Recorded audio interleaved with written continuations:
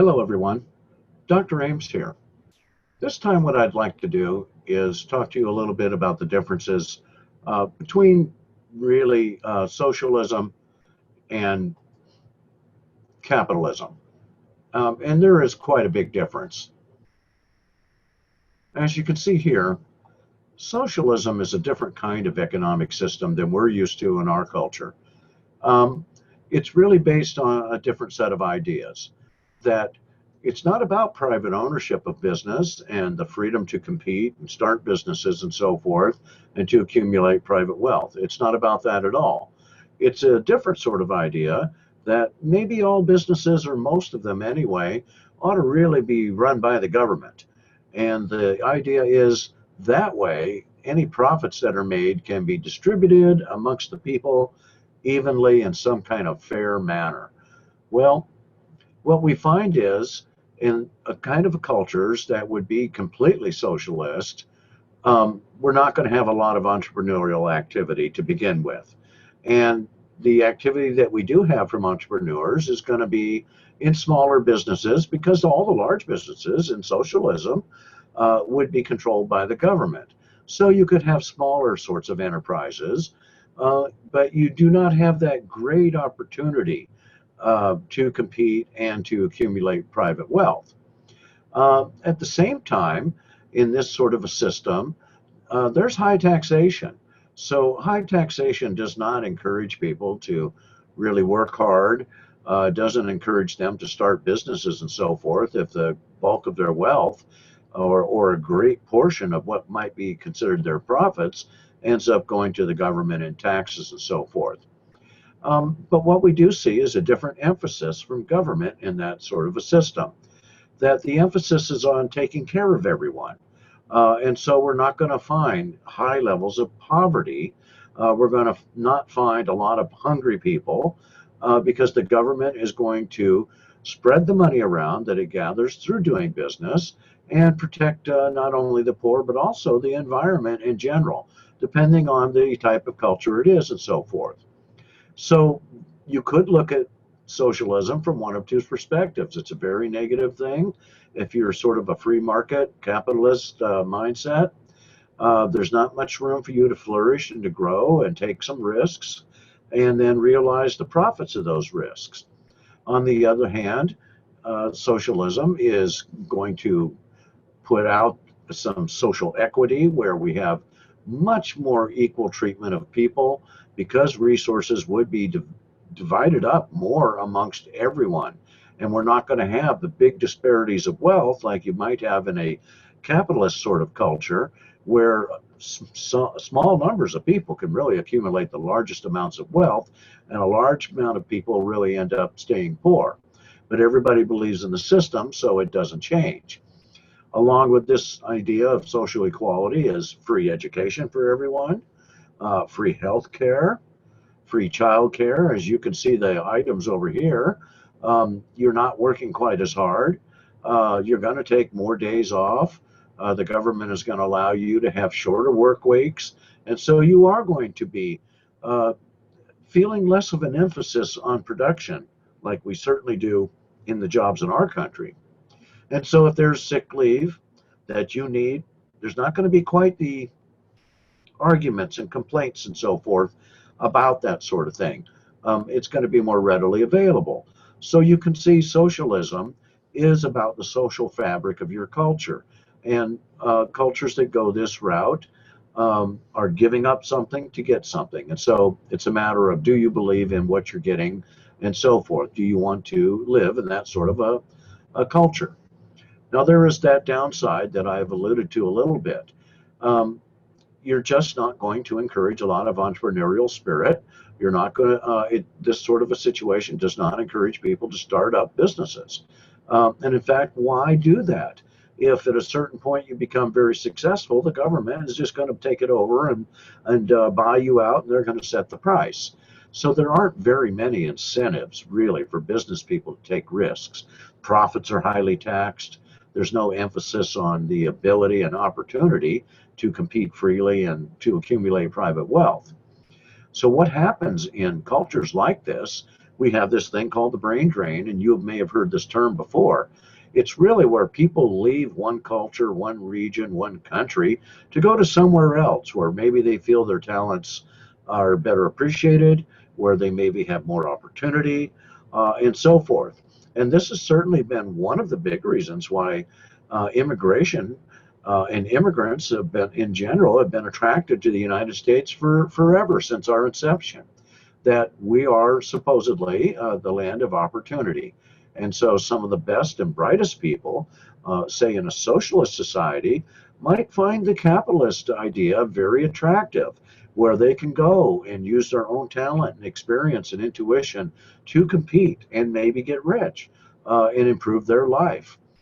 But it is a gamble. You're not getting everything taken care of for you in your society, in the capitalist free market sort of society. So what we see is there's not going to be a lot of inventions made, or they're not going to come up with a lot of new technology. They're not necessarily going to find new business processes to make things work a little better and quicker and be more efficient, because there simply isn't the reward that we see in so many other places. All right, let me finish this discussion up by giving a more direct comparison using the information we see here. And here it's laid out very well, and that's why I chose this graphic. When it comes to ownership, we have a very different sort of mindset between capitalist society and a socialist society.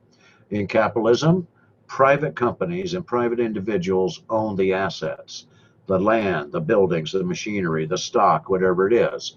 In socialism, those assets are generally owned by the government or some sort of government cooperative where certain individuals only, the elite of the society, may share in the benefits. When it comes to equality, well, in capitalism, supply and demand, those market forces are what determines whether or not you'll be successful in business, as well as your own business acumen and how well you are at business. Where under the socialist side, there's not that emphasis on equality, because we're going to redistribute income everywhere anyway, so that everybody gets free health care and everybody gets free education and so forth.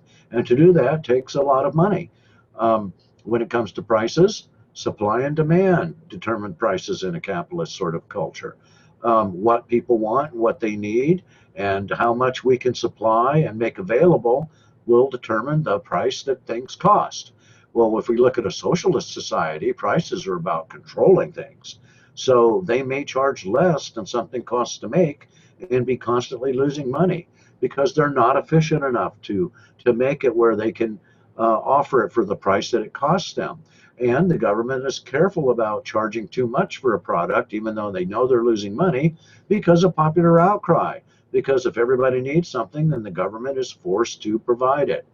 So when we look at something like efficiency, well, market forces in the capitalist society and all those incentives of being an entrepreneur, you take a risk, you can make a profit. Maybe you'll get rich. The bigger the risk, the better you are at it, the better the chance that you may come out of this really good. You're encouraged to find new ways to do things, to save time and money and energy. In socialism, you just don't have that incentive. The government owns everything.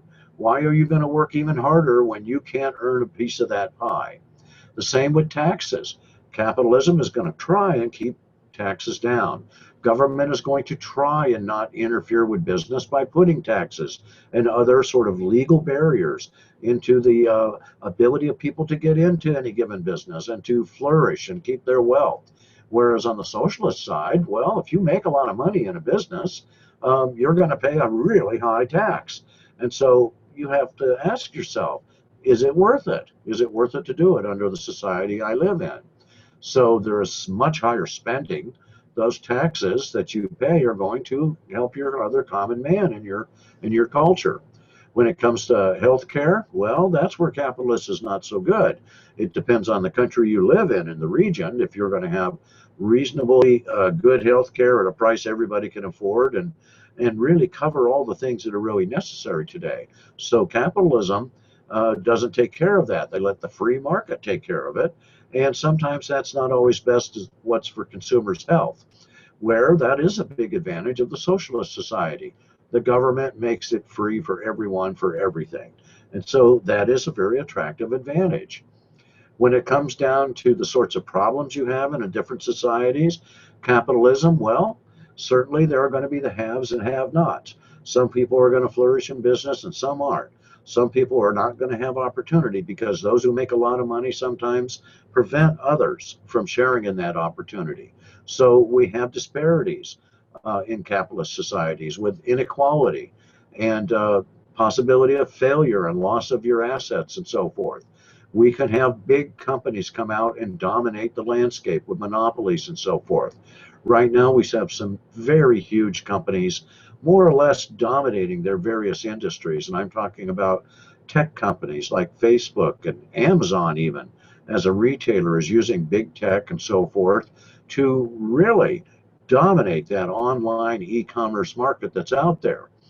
You look at the sort of problems that socialism has, well, they're inefficient because it's all run by the government, and therefore there isn't a lot of incentive for people to work really hard and come up with new ideas. So the incentives are even smaller. You're not going to get a lot of bonuses and things that in America, if you offer us an incentive, boy, we're your person. We're your worker. We work for incentives. If you give us a reward, you're going to get something back from us. But in a socialist society, it's not built on providing any sort of incentive or reward. So that leads us to really the advantages of either type. Capitalism is certainly dynamic. Um, there are lots of incentives, reasons to say, I think I'll take a risk. I've analyzed everything that's out there, all the information and everything I can find about this industry and this product. And you know what? I think I can make a go of it. We have incentives because there's the possibility we could get rich and we get to keep that money because taxes are low to encourage business in general. We want our economies to grow and become innovative and use new ideas and new processes. The other side of it, the advantage for socialism is it does promote more equality. People are taken care of better. There is more well-being in that physical sense, in the healthcare sense. But a lot of it is very inefficient markets, and business suffers because of that. Okay, folks, that's all I want to talk about this time. I'll talk to you again soon.